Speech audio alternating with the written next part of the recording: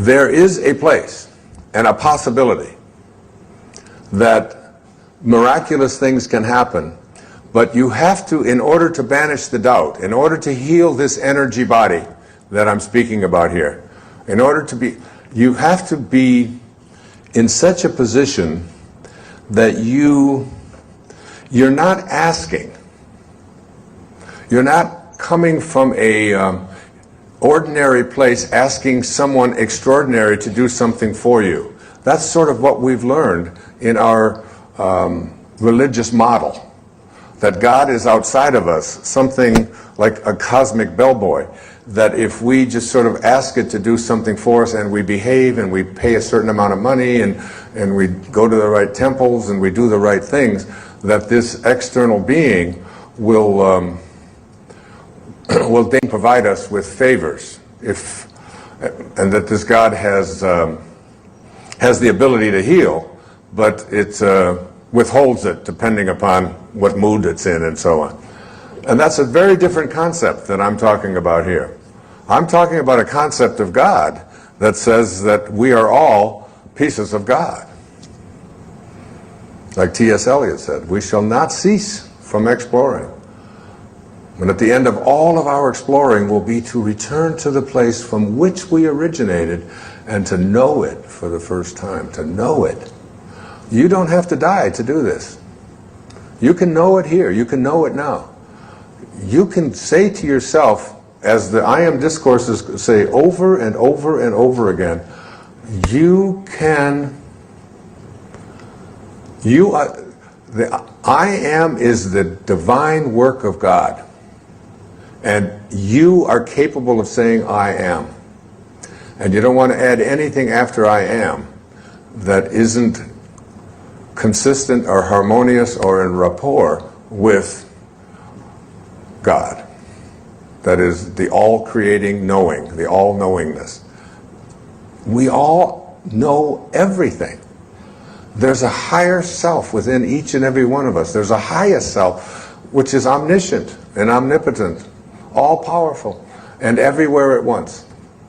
And the Creator, according to Mikhail Ivanov, a great teacher of the White Brotherhood, that is white light, not white skin, okay? I could get nervous when I say that. But it's and this teaching of the initiatic sciences, which I've been studying for the last couple of years in depth, reading and studying and meditating on a regular basis, that God places within each and every one of us a spark of Himself. Most organized religion has taught that we know and we're the conduit, we're the ones that can give you access to God. You have to do it through us, through our organization, through all of the kinds of teachings that we have. And I'm suggesting that you don't need that at all. So it's an awareness that there's something, something so powerful that we're capable of, and that there is a highest self within each and every one of us. And this highest self is, religion doesn't teach it. Religion has not taught that because it's been so much about power. So, when we're talking about the conflicts that are going on here in the Balkans, where we are right now, off to Medjugorje tomorrow, so much of it is about religion. So much of it is about, Christians and Muslims and fighting and all of this kind of thing over these ideas. And I'm suggesting to you that Jesus was saying, you are God's. And you have to be able to say, I am. And anything that you want to place your attention on, if you want to overcome an addiction, if you want to lose the weight that you've had for as long, if you've been overweight for most of your life, if you want to attract prosperity and wellness into your life, if these are something that you really want for yourself, truly, if you want it for yourself, you have to declare it. And it's not about asking. It's about commanding. You are a piece of God. You are a living, breathing creation that emanated from the universal mind of the all-creating source. You and God are the same thing. Very simply put, when you love and trust yourself, you're loving and trusting the wisdom that created you. And when you fail to love and trust yourself, you're denying that infinite wisdom in favor of your own ego. It's important here to remember that at every single moment of your life, you have the choice to either be a host to God or a hostage to your ego. So here's the question: host or hostage? Your ego's belief that you're separate from everyone, separate from what's missing in your life, and most egregiously, separate from God, further hampers your ability to live up to the intention of respecting yourself. Ego's idea of separation fosters your feelings of being in competition with everyone and evaluating your worth based on how frequently you emerge as a winner. As a hostage to your ego, self-respect is unavailable because you feel judged for your failures. It's out of this bleak picture produced by the negative ego that self-rejection emerges. It captures you and makes a hostage of you, never allowing you to play host to that from which you originated. Being a host to God means always seeing your authentic connection to your source. It's knowing that it's impossible for you to ever be disconnected from the source from which you came. Personally, I thoroughly enjoy being a host to God. As I write here every single morning, as I sit here in the studio reading these words, I feel that I'm receiving words and ideas from the power of intention, which allows me to bring these words to this page and to this recording. I trust in this source to provide me with the words. Therefore, I'm trusting in the source that brought me into this physical world. I'm eternally connected to this source. This awareness simply doesn't include a lack of respect for intending this book or this recording into form. The conclusion I've come to is that I'm worthy of my intention to write a book and to create this recording. In other words, I respect the peace of God that I am. I tap into the power of intention, and my feeling of respect for it enhances my respect for myself. So by loving and respecting yourself, you're hosting God and inviting the energy of creation to your consciousness, to your daily life, as you connect to the power of intention.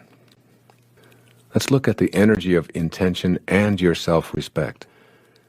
If you don't believe that you're worthy of fulfilling your intentions for health, wealth, or loving relationships, then you're creating an obstacle that will inhibit the flow of creative energy into your daily life. Recall that everything in the universe is energy, which moves at various frequencies. The higher the frequency, the closer you are to spiritual energy. In the lower frequencies, you find shortages and problems.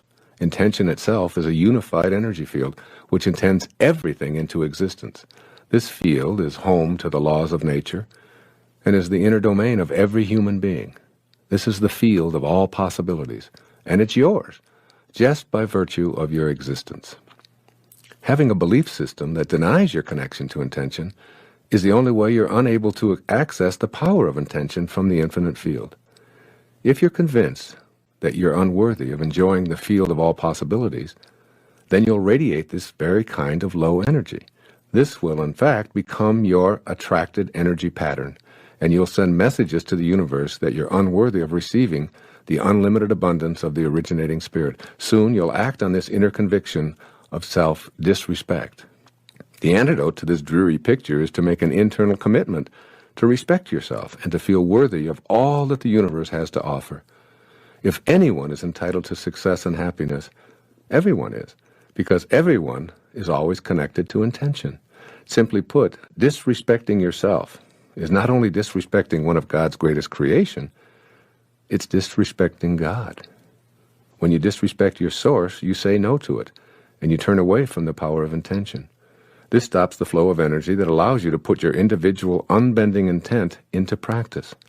All of the positive thinking in the world will do you absolutely no good if those thoughts don't emanate from respect for your connection to intention. The source of your thoughts must be celebrated and loved.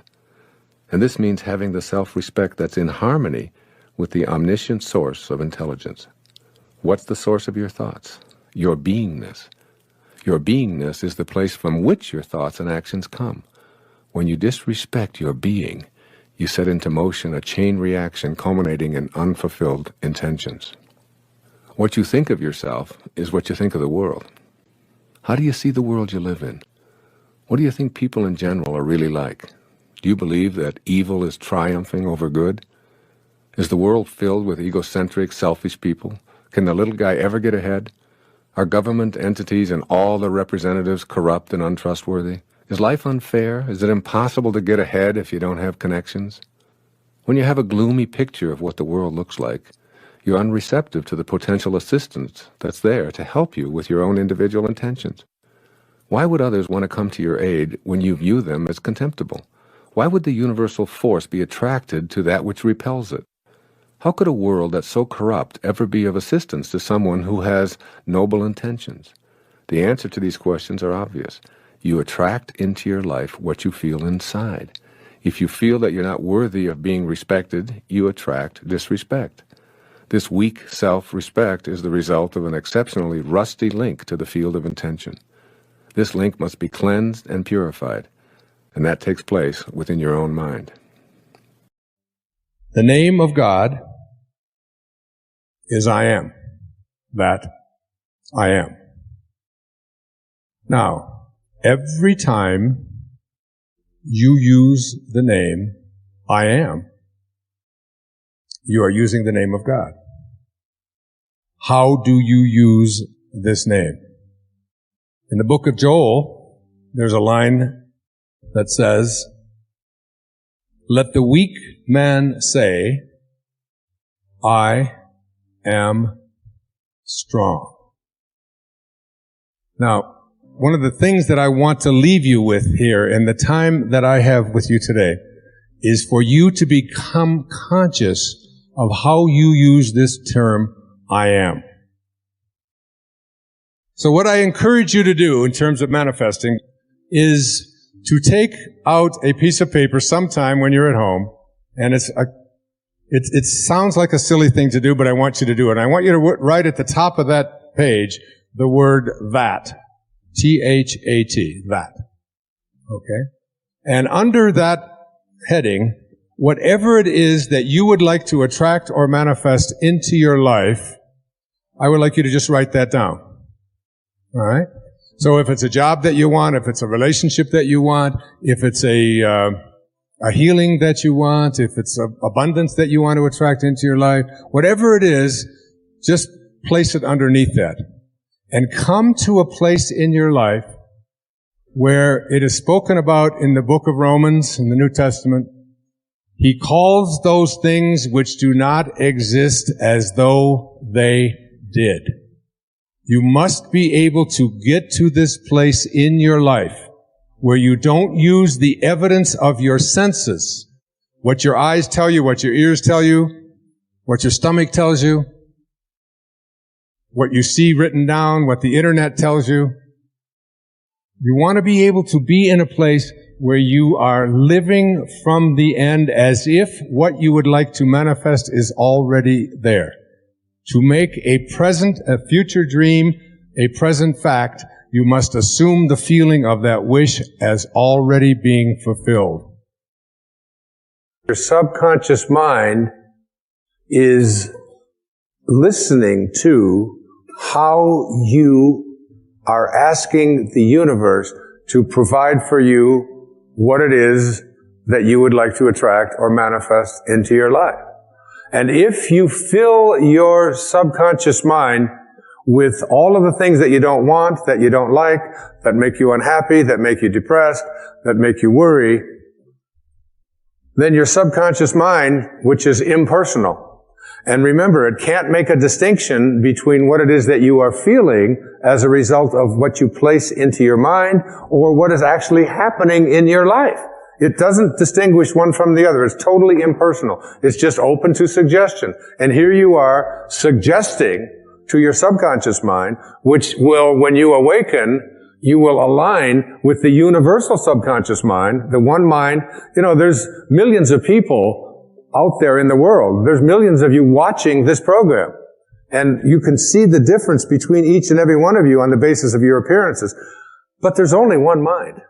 That's what the great spiritual texts all teach us. So now, if you program your subconscious mind to tell yourself to go over all the things you don't want, all the things you don't like, all the things that shouldn't have happened, all the ways that you were mistreated, all about how terrible the economy is. And, we live in a fear-based world. You want to shift away from that kind of consciousness and use the last 5 minutes of your day to program your subconscious mind with what you have placed into your imagination with your I ams. I am well. I say it to myself every night, especially when I get into that state, that weird state where you're sort of half awake and you're half asleep and you're heading towards that sort of that subconscious place. And I just remember what it says in the book of Job. I don't want my instructions sealed by going over, I am sick, I am poor, I am unhappy. I just say, I am content. I am lucky. When I wake up in the morning, I don't say, oh, good God, morning.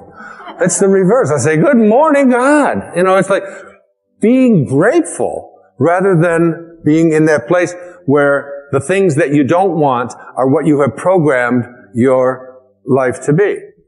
I always think of this as, like you have a currency. And if I were to give you currency to go out and purchase what you want, and every place you went, you took this currency that you have to purchase what you want, and you purchase what you don't want. And then when you get home and you wonder why your house and your life is filled with everything that you don't want, it's because you're insane. That's just insanity. It is. I mean, why would you take the currency that you have to buy what you do, that's there for what you do want, and spend it on what you don't want? Well, the currency that you have for attracting into your life what you would like to have are your thoughts and your imagination and your I ams, your God consciousness. Why would you use it to say, I am unable, I am unlucky, I cannot, I will not? You're throttling, that's what it says in the I am discourses, you're throttling that great I am presence that is located within you. And so, the last 5 minutes of your day, as you're about to marinate for 8 hours in your subconscious mind with your unconscious state, you want to go into that state. Even if your senses tell you, oh, you're just fooling yourself and so on. You don't want to use your senses and the internet and other people's opinions, what you see, what you hear. You want to let go of all of that and recognize that anything that you want to attract or create for yourself in your life begins with what you have placed in your imagination and have assumed the feeling of that wish fulfilled, and now you're going to practice it. Because getting stuff out of your subconscious mind is a big job. It really is. Most people are just not willing to do what it takes. I still can't get the Morse code out of my subconscious mind. I need to have a major deprogramming thing. There's that exit sign. Dit-da-da-da-da, dit-da. It's always there. But that's just harmless. What isn't harmless is, placing into your subconscious mind all the things that you're reviewing about what you don't like, about what didn't happen, about who mistreated you, about how sad you are, about how this can't happen. You are a creator. You are not an organism in an environment. You are an environ-organism. One of the reasons the idea of being able to manifest is so foreign to most of us is because we have been brought up to believe that as individuals, we are separate from our environment. We think it is our role to dominate it. Armed with this kind of logic, we are diminished in our ability to sense our connection to the environment. This third principle of manifesting begins with the understanding that it is absolutely impossible to describe ourselves as separate from our environment. I am coining a new word for the purpose of articulating this principle. Consider yourself an environ-organism. This word signifies that there is absolutely no difference between you and your environment. You are your environment, and even more significantly for the purposes of this tape, your environment is you. Try thinking of the external world, your environment, as your extended body. That is, you are not separate from the external world. In this concept, it is impossible to describe yourself without including your surroundings.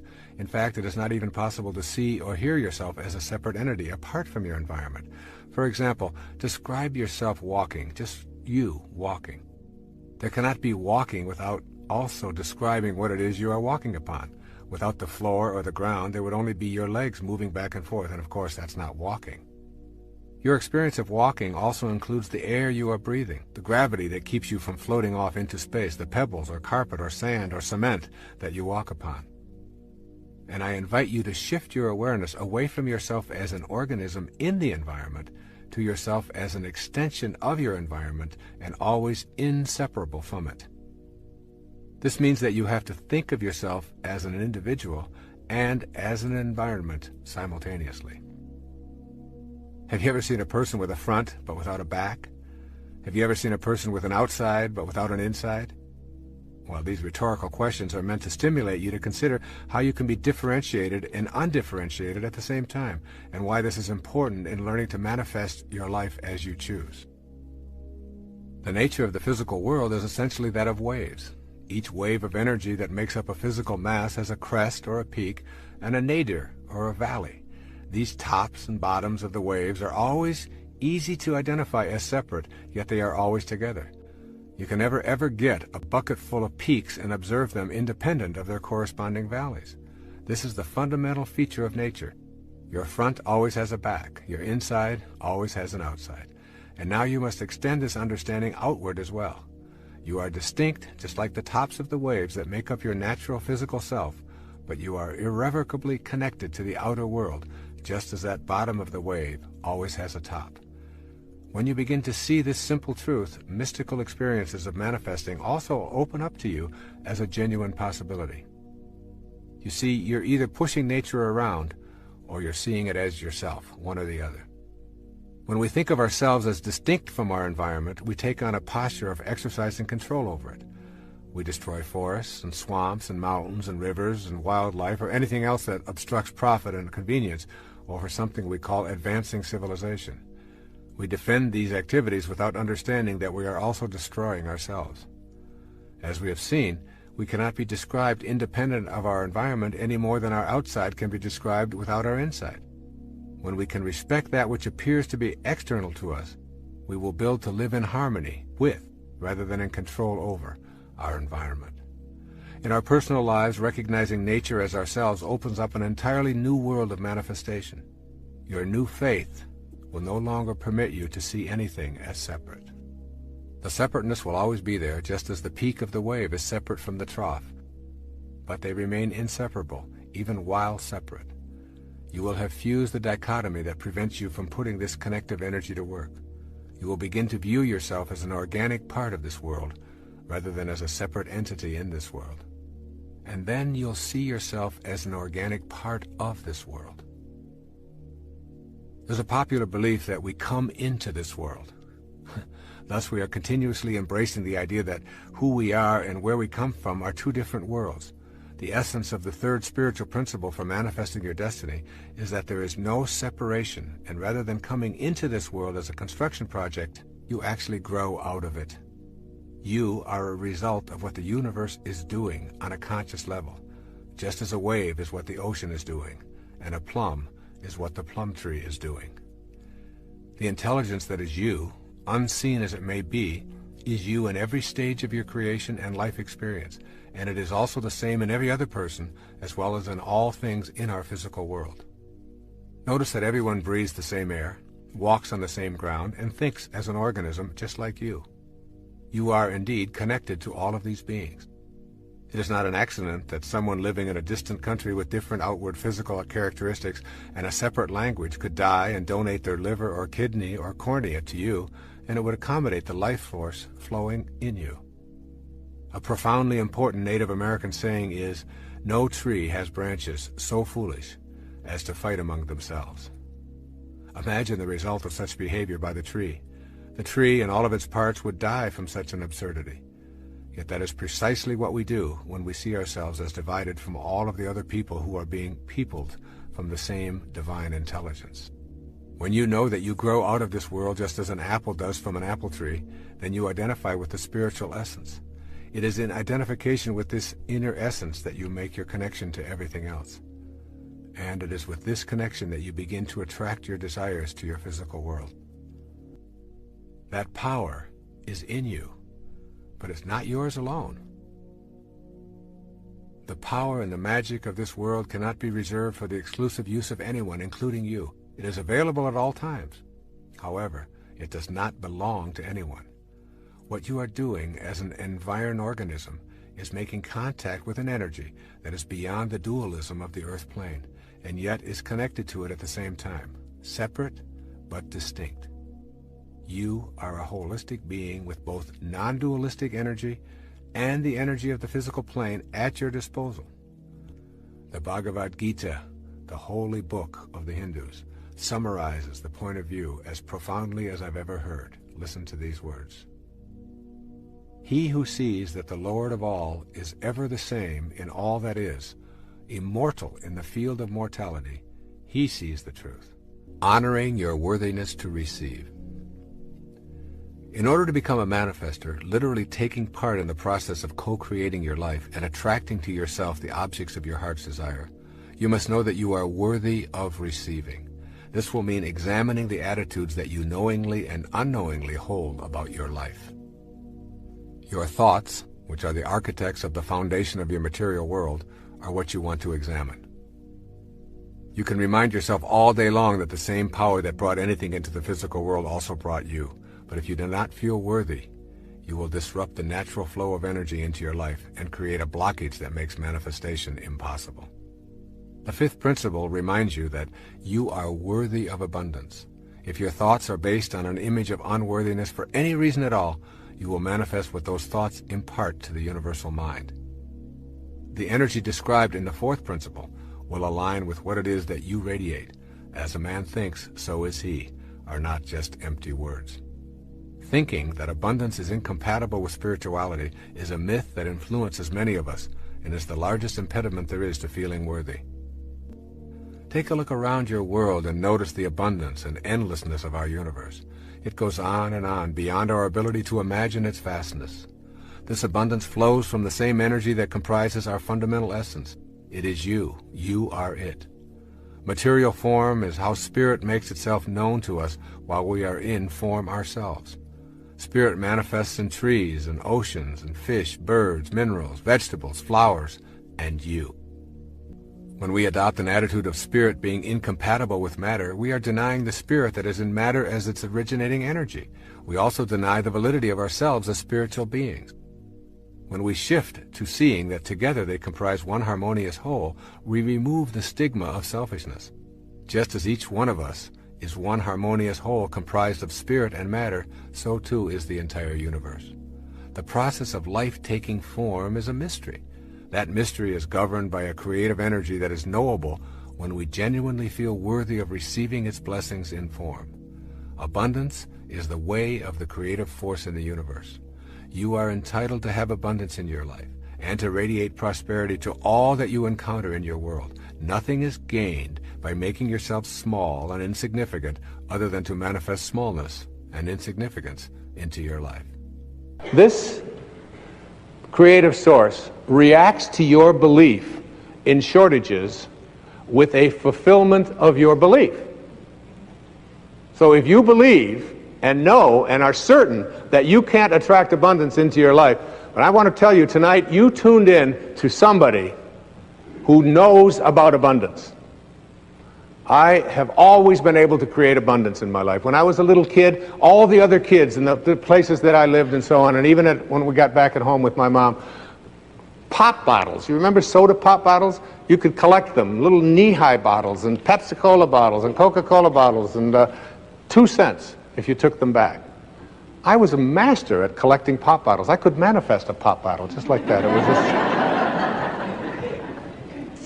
We used to have furnaces that had coal in them, and I would go along and I would empty people's ashes that they would set out. So just take it out to the alleys. I would go to the grocery store, and because my imagination was always working on abundance, I would carry groceries out for little old ladies. You know what I'm doing today? Right now? Collecting pop bottles and taking out ashes and taking out groceries for little old ladies. Just a bigger stage. See, if I came to this source and said, I don't have enough, this source doesn't know how to react to I don't have enough. This source is an endless supply. It's like the ocean. You can take a 10 million gallon tank to the ocean of abundance, and you can take it out every hour, or you can take a thimble once a year. And the ocean doesn't care. It makes no difference to the ocean because everything returns to this source. Every time I walk, wherever I go, in fact, it happened to me this morning. I found a dime. A dime? That's like major. A dime. That's 10 pennies. That's 5 bottles. And whenever I bend over, and I notice that it gets a little further away, I bend over and I pick up this coin, and I always say, "Thank you, God, for this symbol of abundance that always flows into my life." Never once have I ever said, "How come only a dime? I need $1,000. Why are you only giving me a dime?" The face of abundance is like you have to come to this source not with what is missing, because it doesn't know. There's nothing missing. This source, which is the source of all, doesn't know about what's missing. When you say, "Please give me what is missing," it'll just reaffirm your belief in things being missing. You have to come to this source by being abundant, by being in a state of gratitude, by being thankful for all that you are, and seeing yourself as attracting more and more of that, and being willing to give it away.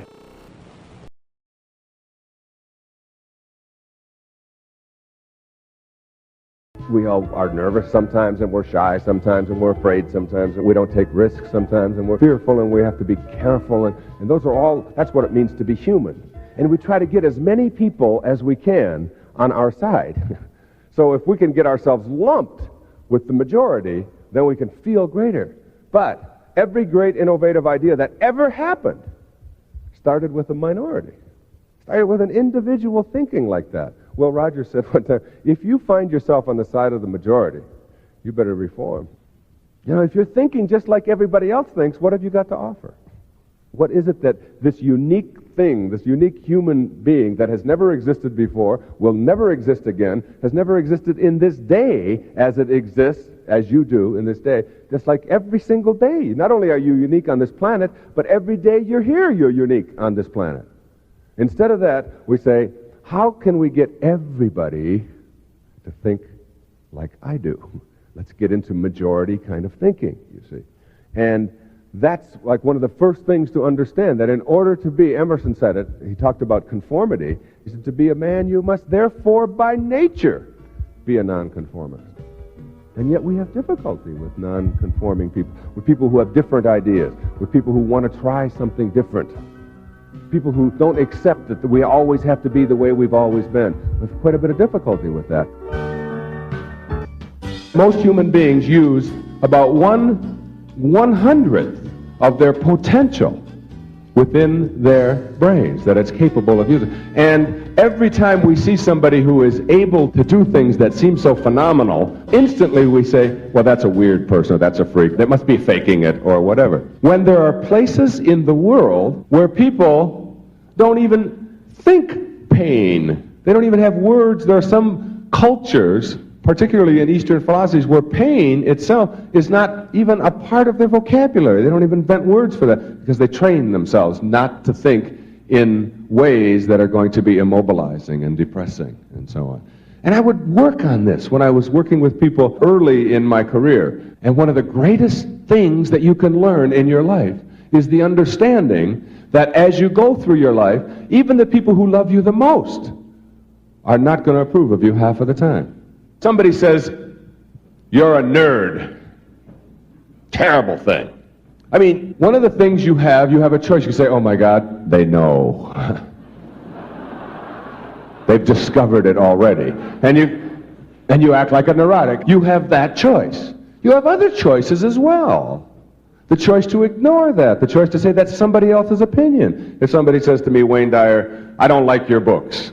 Well, I expect that when you say something in public, when you talk to a lot of people, when you write something, that there are going to be a lot of people who aren't going to like what you say. One of the highest levels, one of the highest places you can get to in your life is a place called being independent of the good opinion of other people. not necessarily needing everyone to approve of you all of the time. And we ought to have a lot of people out there who understand that, so that when they go through their lives and they run into disapproval, that instead of becoming depressed about that, that you understand that that's a condition. That's what it means to be a human being. I'm saying don't become immobilized ever by what anybody else thinks of you. And when you do, understand that all you are doing is saying your opinion of me is more important than my own opinion of myself. Every time you're down. Every time you're down. That you are making other people's opinions of you more important. Now, a great misinterpretation there is that somehow this is a selfish philosophy. Believe me, there's nothing selfish in that. One of the simplest learnings that all children seem to understand, the very simple understanding that you can't give away what you don't have. You can't give away what you don't have, obviously. You can't give away $100 if you don't have it. You can't give away love for others if you don't have it for yourself. You can't give away success if you don't have it for yourself. You can't love another human being at all if you don't love yourself first. And think of yourself as a worthy person. So that if you want to be a great altruist, a philanthropist, somebody who loves everybody in the world, then you've got to get your own house in order. And that's all I'm saying. Get your own house in order, your own self in order, so that you can become one of those people that have transcended, who have gone beyond simply worrying about how they're going to cope with their lives. It mystifies me sometimes. We all have this little child within us, and all little children know how to be happy. All little children know how to be self-actualized, fully functioning, creatively alive. They know how to enjoy their lives. And then somehow they lose it, somewhere along the way. And as we get to be adults, we forget what we had. It's the whole theory of whether a glass is half full or half empty. I mean, it's always half full to me. Always half full. If you believe that it's half empty, it's the same thing as saying people are basically evil. And that's a basis for a big theory in psychology. That's what psychoanalytic theory is really basically all about, is that each one of us have an id somewhere within us, and that's an untamed monster. That's something that we have to watch out for, and it will capture us, and it'll destroy us, and it's that all of us have this evil creature residing within us. I can't buy that. I just can't buy that. I look at little children and the way they are, I don't see it. I refuse to think that, even though I know that there are people who behave in evil ways. I believe basically that within each one of us is a reservoir of love and beauty and appreciation and so on, and that we've often lost it in the name of trying to get ahead of the other guy or trying to be successful or whatever. People who know how to enjoy their lives are never a burden to anybody else. They just want to be left alone. Just quit bugging me. Don't always be looking over your shoulder. Don't be monitoring everything that I do. Stop telling me how to live. Stop telling me what to do. Stop trying to live your life through me. Highly functioning people know how to live their lives, and they're never a burden to anybody. At any given moment in your life, you are choosing between two pictures or evaluations of yourself. Your choices include the one offered by your soul or the higher self, which I think of as the voice of God, and the one offered by the ego, or your false idea of yourself. You decide how you view yourself and how you view others as well. Essentially, you accept either ego's picture of yourself and others, or that of your higher spiritual self. In every moment of your life, you have the option to choose peace for yourself. The ego wants you in a constant state of agitation to keep you from embracing your higher self. It convinces you that if you are not always on edge, you can't grow. But you must keep in mind that experiencing this inner turmoil is a choice that you have made by allowing your false self to dominate your life. When you make the choice for peace, you are literally allowing God into your life. Learning how to specifically allow the higher part of yourself, rather than your lower identities, to be in control of your life. We all long for the peacefulness of being without turmoil and angst. There is a feeling of an inner glow when we know that we are on course, on our sacred path. So why do we so frequently choose the opposite emotions and thoughts and inner beliefs which agitate our minds and cloud our perceptions and distort our relationships? You need to carefully examine your choices that block your experience of peace, of God. Just knowing that peace is always an alternative is a significant awakening. These tools will help to tame the ego when it demands that you pursue separateness or specialness. Replacing the turmoil that you so often choose is then a simple matter of allowing your higher self to take over in any situation where you are about to allow turmoil to enter. Your ego will push you in the direction of the fight, away from peace. You must be ready to see it as it is about to happen and invite your higher self to send your ego a not wanted right now message. I'm fond of this A Course in Miracles quotation concerning ego replacement. You will not find peace except the peace of God. Accept this fact and save yourself the agony of yet more bitter disappointment, bleak despair and doubt. Seek you no further. There is nothing else for you to find except the peace of God. When you have an absence of peace at any time in your life, know that your ego, the false idea of yourself, is what's really responsible. Keeping in mind that every thought has a physical counterpart, you can see that an ego-produced constant state of tension that comes with proving yourself, hurrying, chattering, worrying, chasing, acquiring, and competing also involves tension in the body. High blood pressure, ulcers, skin disorders, headaches, back pain, and even more serious ailments such as cancer, strokes, and liver disorders are the payoffs for the dominance of the ego. These disorders manifest because you allow ego to create turmoil to avoid the peace that is found within. This awareness of the ego's program should help as you move toward restraining ego and getting to know your higher self. The ego, that false idea that we all have of ourselves, wants to maintain this persistent state of inner confrontation for some very solid reasons. When you understand your ego, you are much more apt to work at restraining it. When you know why your ego behaves as it does, you will then be able to make the adjustments necessary for your higher self to have a greater influence in your life. Here are some of the most obvious reasons why your ego keeps you in this state of turmoil rather than peace. Most important, your ego has been with you since childhood. It has been nurtured by almost everyone you've ever known. Generations of those nurturers have also been dominated by their egos. Your ego wants to survive. If it can keep you in a state of inner turmoil, it will block you from knowing your spiritual self. From the ego's perspective, God is a huge threat, so it will do all that it can to keep you from experiencing that inner peacefulness where God's voice is so beautifully clear. Your ego does not want you to change. The idea of yourself as self-important and special nourishes ego, keeping it healthy and operating at full strength. Even though ego itself is an illusion, just a false idea that you carry around with you, it behaves as if it really had a life of its own. Your ego will make every effort to convince you that you do not need to change. In fact, if you're asking yourself why you shouldn't feel special, you are listening to it right now. These are the kinds of thoughts that have kept you from making the changes leading to inner peace. The ego thrives on fear.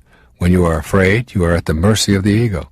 Fear will drive you to behave in ways that undermine your sacred self. Your higher self tells you that there is nothing to fear, that love is the answer to everything, and that God is what love is all about. Your loving presence assures you that you do not need to feel guilty or fearful, and that if you do, it will subside when you experience inner peace.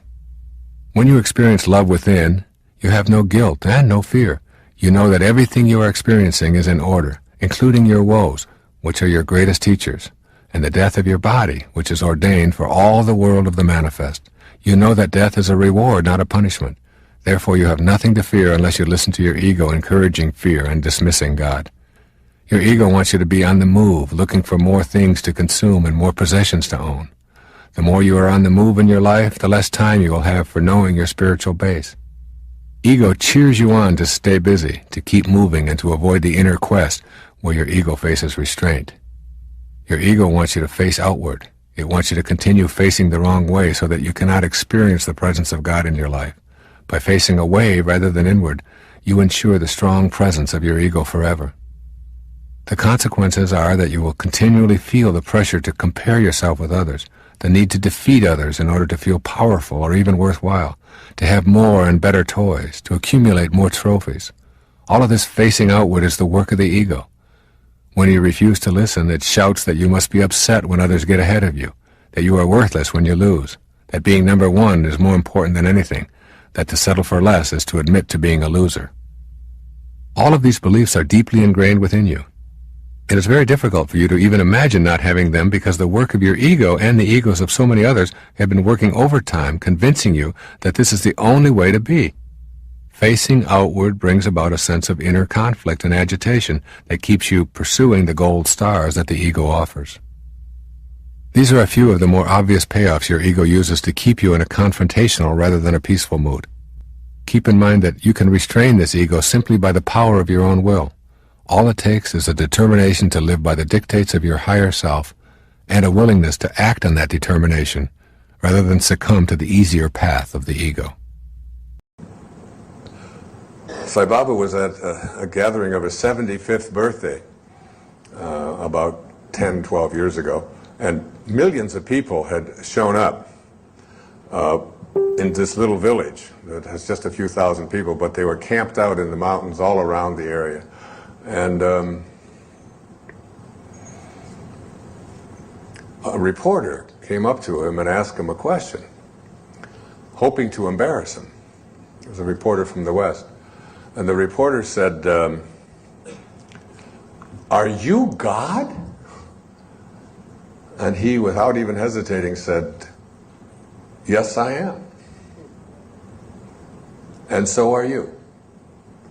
He said, "The only difference between you and I is that I know it, and you doubt it." And I guess that's one of the big knowings that I would like you to be able to have, is that there is some place within you that is God. And as Jesus said, with God, all things are possible. And I always ask, what does that leave out? And that leaves nothing out. Here's what Saint Germain says about in the I Am discourses. The moment doubt begins to enter, more doubt rushes in. The same with the I Am. If you put your attention upon it, it rushes forth more and more. Where the conscious attention is fixed, there the energy pours. Dear ones, says Saint Germain, do you not see, when you want something revealed or to be inspired in some way, do you not see, I am that? The moment you say I am, you set in motion this power that has inherent within it all these faculties. It has all substance and must take on whatever form the attention of the mind is fixed on. The I am, the name of God, is the fathomless mind of God. In reaching for understanding, the average student is but contracting the recurring memory of that which has been, instead of going into the heart of God and bringing forth that which never has been. Individuals and students many times do not and will not realize that there have been many civilizations of vast attainments which are entirely unknown to the outer world today. Atlantis and Lemuria, or the land of Mu, as credited by a few today, are but fragments of the great civilizations that have been. Like, we get this idea that it's all now in this world that we're in and it never existed before. To do unusual things, the students who wish to do this take the determined stand, I am the heart of God, and I now bring forth ideas and accomplishments which it has never been brought forth before. Consider only, I am that which I wish to bring forth. The I am presence is the heart of God. You are immediately in the great silence the moment you say I am. If you recognize that you are the I am, that whatever you declare is manifest in that moment. So,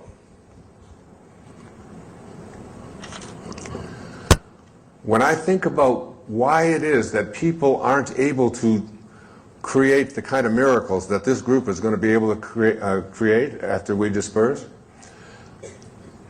it's that we have to make our number one relationship, our number one priority, the number one thing in my life. I was talking about this yesterday over and over again with people, with individual people, that My number one relationship in my life, at this point in my life, is my relationship to God. My relationship to my source. It's number one. It's above my relationship to my children. It's above my relationship to any of you, the people that I teach, to people, individuals in my life that I love. My number one relationship, and your number one relationship, needs to be this I am presence that is within you, that is within each and every one of us. And when you can do this, the reason people can't do it is because our identification is so strongly tied into what our senses have told us about our life. When I talk about banishing doubt here, I'm asking you to ignore what your senses have told you and what your body experiences have told you, and go to the place that is God. Go to the I am that I am. Go to the place that says the divine God's work in me is my I am presence. And instead of saying this has been the history of all of this, this is why it's so difficult for me to overcome these addictions, to go to a place where you have an understanding that I have the capacity to transmute any kind of addictive behavior that I've had, just like that, instantaneously. With God, all things are possible. I call it living from the end. This is one of the harder ones for people to get, but I'd like you to go again to the New Testament. Look at Romans 4:17. In the presence of him whom he believed God, who gives life to the dead, and calls those things which do not exist as though they did. And calls those things which do not exist as though they did. Those are very important, significant words. You have to be able to call the things which you have not seen yet materialize and manifest into your physical world. You have to be able to say to yourself, I call those things that I would like to become as if they already do. And you place into your imagination fearlessly the I ams which you would like to create for yourself. And when it's time for me to write another book, I don't even know what it's going to be. I just know that it starts germinating inside me. And it's like a calling, it's like a passion. And it's as if I call those things, the book does not exist. I call it as if it did. I have a wonderful quote by the man I've cited before. His name is Neville, and it goes like this. He says, disregard appearances, conditions, in fact, disregard all evidence of your senses, that is what your eyes and ears tell you, that deny the fulfillment of your desire, whatever it is you want to attract into your life. Disregard appearances, conditions, in fact, all evidence of your senses that deny the fulfillment of your desire. Rest in the assumption that you already are what you want to be. For in that determined assumption, you and your infinite being, your extraordinary self, which is what this program is about, are merged in creative unity, and with your infinite being, God, all things are possible. God never fails, and you are a piece of that which never fails. And you are going to move beyond just being a piece and just being a fragment and just being a segment until it becomes your overwhelming knowing that you have within you this divine capacity. You don't need evidence of your senses. I wrote a book a few years back. The title of it, I had to get my publisher because they didn't understand it. They called back, they said, I think you got this wrong. I said, no, it's called You'll See It When You Believe It. Not the other way around. People will say, well, I'll believe it when I see it. It doesn't work that way. You'll see it when inside you have a knowing. And Neville also said, therefore, to incarnate a new and a greater value of yourself, you must assume that you already are what you want to be, and then live by faith in this assumption. Now this flies in the face of so much of what you've been told, because you have a tendency to believe that what your eyes and ears tell you is reality. But this is what we know by our senses. Just this little tiny fragment. I can't even get, it's like a millionth of a millimeter. And all that is unknown is in the invisible, in the imagination. And most of our attention is focused on, this is my beliefs and my disbeliefs about what is possible and what isn't possible are here. And it's an endless universe. So placing I ams into your imagination is one thing. It's an intellectual act. Living from the end means that you call the things which do not exist as if they did.